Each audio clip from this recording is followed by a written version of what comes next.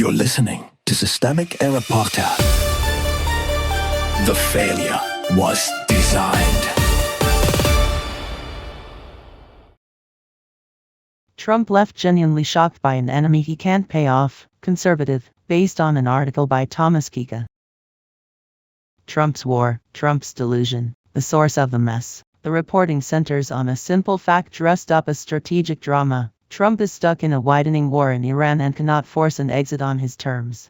Charlie Sykes, speaking on Fast Politics with Molly Jong-Fast, describes a president who keeps declaring victory while the conflict keeps deepening, and who cannot understand why Iran will not treat him like a buyer in a leverage play. Power still sits in the White House. This is not a story about confusion. It is a story about power exercised badly. Trump made the choice to escalate, and Pete Hegseth has been helping sell the result as a success story. That is the core political fact. The people with institutional authority are the same people manufacturing the narrative that the war is somehow already under control. The consequence is not rhetorical. It is a real war, with real costs, prolonged by a leadership class that mistakes force for management and publicity for strategy. Transactional politics meets hard reality. Sykes is right about one thing. Trump's worldview is built on the fantasy that everyone can be bought, cornered, or flattered into compliance. The problem is that states do not have to share his bargain basement ethics. Iran has its own incentives, its own memory, and now its own reason to distrust any deal Trump claims he can keep. That is the weakness at the center of his style of rule. He treats diplomacy as a series of changing moods and personal payoffs. The article makes that clear when it notes how easily Trump can reverse himself after waking up to a different headline, a different post, a different grudge. That is not flexibility. It is institutional unreliability. The lie of the successful operation. The most revealing part of the source is how quickly triumph language collapses into contradiction. Trump and Hegseth declare the operation a sweeping success, while the war continues to worsen. That gap is the point.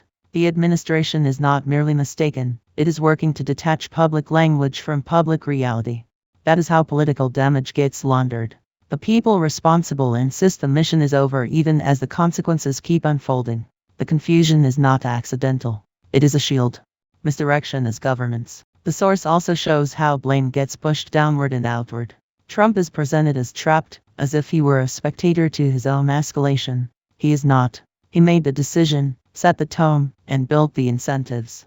The idea that he is merely shocked by Iran's response is a useful myth for conservatives who want to keep his power intact while avoiding responsibility for its failures. This is the familiar authoritarian pattern: project strength, deny consequence, and call the fallout a misunderstanding. It is a political style that depends on others absorbing the damage while the leader keeps pretending the deal is still his to rewrite. The real lesson: the story is not that Trump misread Iran. It is that he governs through permanent improvisation and demands that institutions, allies, and enemies all behave as if his latest impulse is law. That works only when other people continue cooperating with the fiction. When they stop, the mask drops and the war remains. This is the larger pattern. Authoritarian politics does not merely lie about violence.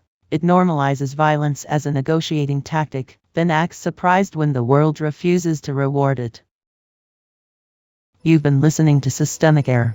Thanks to Alternet for today's article. With the automated voice of Sam, thanks for listening.